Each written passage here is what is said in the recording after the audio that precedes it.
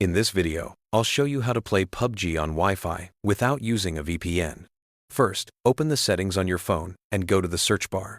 Type in DNS and select the private DNS option from the results. You'll see a few choices, and one of them allows you to enter a custom DNS. Type in DNS Google and click Save. This sets your phone to use Google's DNS servers, which helps bypass regional restrictions and allows PUBG to work smoothly on your Wi-Fi connection without a VPN.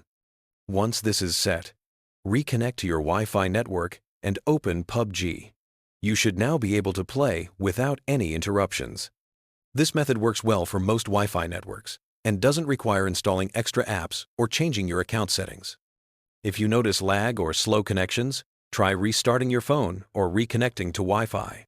Using a stable and fast Wi-Fi connection is key for smooth gameplay. For those who want an even safer way to play PUBG or access servers from different regions, using a premium VPN like NordVPN is highly recommended. NordVPN provides thousands of high-speed servers worldwide, ensures your connection stays private, and helps maintain low ping for smoother gameplay.